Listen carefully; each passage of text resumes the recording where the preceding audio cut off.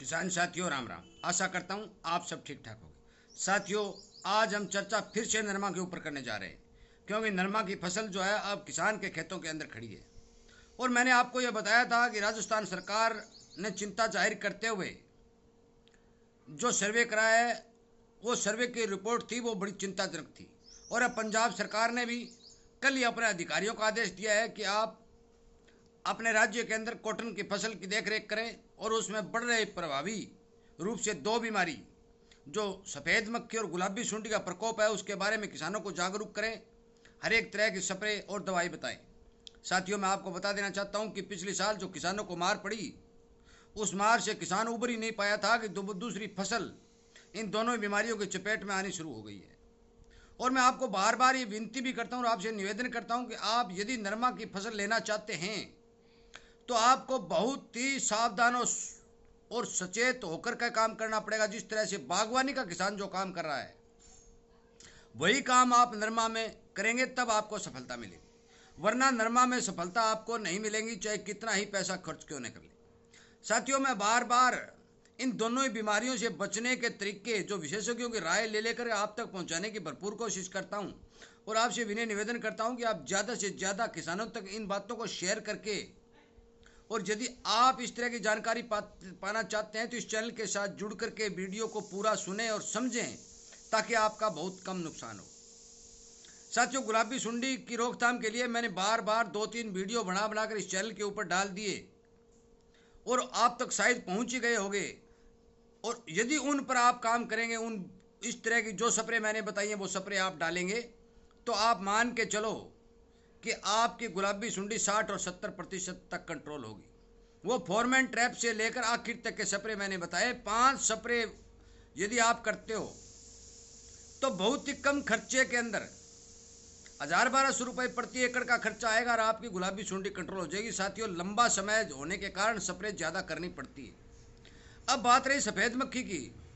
साथियों, सफ़ेद मक्खी को कंट्रोल करने के लिए सबसे कारगर दवा जो मैं आपको बताने जा रहा हूँ वो दवा है लैनो। और लैनो, इक्तारा और प्रोक्लेम को मिलाकर यदि आप स्प्रे करेंगे तो आपके गुलाबी सुंडी के अंडे भी नष्ट होंगे और सफ़ेद मक्खी के अंडे भी नष्ट होंगे और सफ़ेद मक्खी मरेगी भी। साथियों, रिपोर्ट निकल के आ रही है कि जिन किसान भाइयों का नरमा 4 फुट हाइट ले चुका है और जहाँ सफ़ेद मक्खी का प्रकोप ज़्यादा है वो नीचे से काला होना शुरू हो गया है। साथियों, इसके लिए हमें सबसे पहले तो ये ध्यान रखना पड़ेगा कि हमारे नरमे के पौधों की संख्या प्रति एकड़ कितनी है। यदि संख्या ज़्यादा है तो उन पौधों में से कुछ पौधे निकाल दीजिए, क्योंकि यदि हवा नहीं लगेगी, नरमा ऊपर से इतनी जल्दी मिल जाएगा तो आप मान के चलो कि सफ़ेद मक्खी का प्रकोप इतना बढ़ जाएगा कि आपका नरमा नीचे से खत्म हो जाएगा।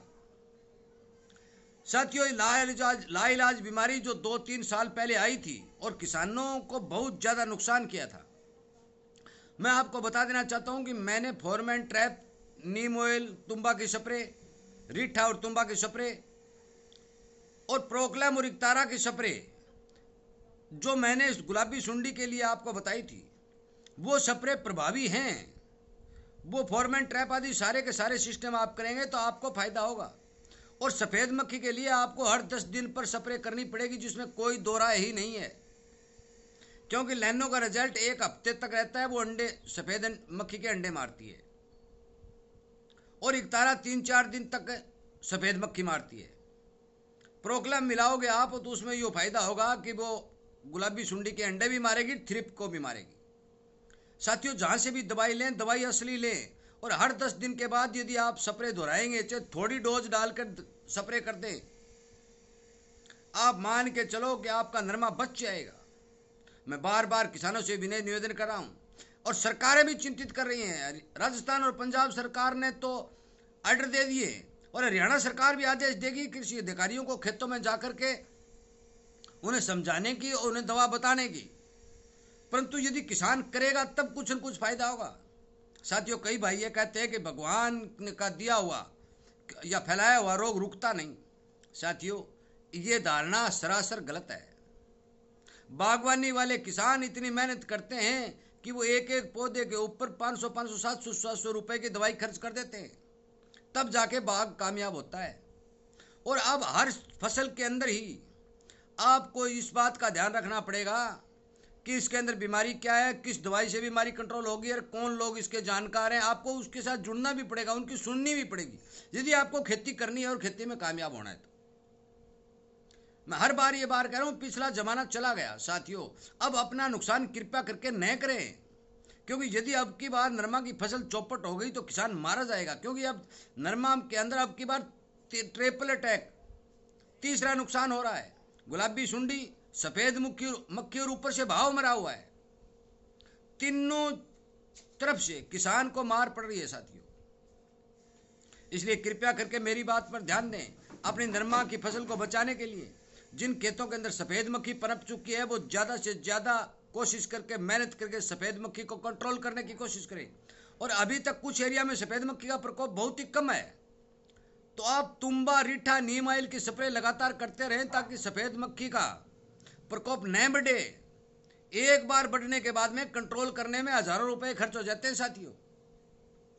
बीमारी, फैली हुई बीमारी को रोकना बहुत कठिन होता है, परंतु बीमारी आने से पहले यदि हम उसका प्रबंध करेंगे, उसकी देखरेख करेंगे, तो आप मान के चलो कि बीमारी बहुत कम संख्या में आएगी। साथियों, मैं आपको बता देना चाहता हूं कि नरमा की फसल दिनों दिन पेचीदा और कठिन होती जा रही है। अब की बार भी नरमा की बिजाई 35% किसानों ने नहीं की,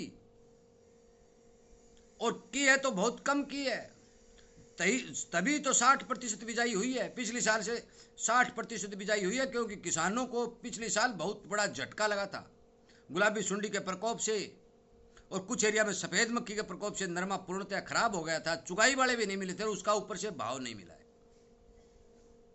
साथियों, किसान के सामने ये बड़ी समस्या आ गई है कि भाव नहीं मिलने के कारण किसान का यदि ज्यादा खर्च हो जाता है तो किसान को वो भी मार पड़ती है, और यदि बीमारी फैल जाती है तो उसे खर्चा करना पड़ता है उस फसल को बचाने के लिए। तो इस बीमारी को फैलने से पहले कंट्रोल करने की कोशिश करें साथियों। अपने खेत के प्रति सावधान रहें, सचेत रहें। मैं बार बार ये विनती कर रहा हूँ, हर किसान तक इस बात को पहुँचाने की कोशिश कर रहा हूँ, और मैं आपसे विनय निवेदन कर रहा हूँ कि आप ज़्यादा से ज़्यादा इस तरह के वीडियो शेयर करें, और मेरे द्वारा दी जानकारी जो इस चैनल के ऊपर हर बीमारी को रोकने के लिए जो मैंने वीडियो बनाकर डाल रखे हैं, उन वीडियो को सुने, उन पर काम करें, उन पर विचार करें। यदि आप वो तरीके अपनाएंगे तो आपकी फसल बचेगी ही बचेगी। साथियों, ज़्यादा लंबा वीडियो नहीं बनाते हुए आपसे मैं यही गुजारिश करता हूं कि आपको सब बातों का पता है। आप मेरे द्वारा वीडियो जितने भी बनाए गए हैं वो सर्च करके सुन भी सकते कि मैं हर वीडियो में किसान के पक्ष की बात उठा रहा हूं और किसान को सचेत और सावधान करने की कोशिश कर रहा हूं। इसीलिए आपसे विनय निवेदन करता हूं कि आप ज़्यादा से ज़्यादा इस तरह के वीडियो शेयर करें ताकि किसान को नींद से उठाया जा सके, जगाया जा सके। अन्यथा हमारी किसान कौम मारी जाएगी, खेती करने वाली कौम मारी जाएगी, बहुत बड़ा नुकसान हो जाएगा। इसलिए कृपया करके मेरी बात पर ध्यान दें, और इसी तरह की जानकारी समय समय पर आपको मिलती रहे। इस बात के यदि आप इच्छुक हैं तो इस चैनल के साथ जुड़े, सब्सक्राइब करें, इसके सामने वाली घंटी का बटन दबाएं ताकि फौरन आपको वीडियो मिल सके। क्योंकि सफ़ेद मक्खी फैल आज रही है, वीडियो आपको यदि 15 दिन बाद में मिलेगा तो आपके खेत में बीमारी का प्रकोप बढ़ जाएगा।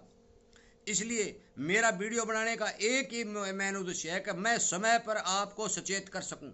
आप सबको पता है, मुझे भी इस बात का पता है, भी किसान को पता होता है कि तेरे खेत में ये बीमारी है, परंतु वो थोड़ा गफलत करता है। वो थोड़ा ये सोचता है भी कर देंगे, कल कर देंगे, परसों कर देंगे। मैं इसी बात को रोकने के लिए ये वीडियो बनाकर आप तक भेज रहा हूँ कि कल परसों मत करिए। फसल के अंदर जो काम करना है वो फौरन करिए ताकि उसका रिजल्ट आए और आपकी फसल सुरक्षित रहे। साथियों, वीडियो सुनने के लिए, लाइक करने के लिए, चैनल को प्यार देने के लिए और किसानी एकता को बढ़ाने के लिए आपका बहुत बहुत धन्यवाद।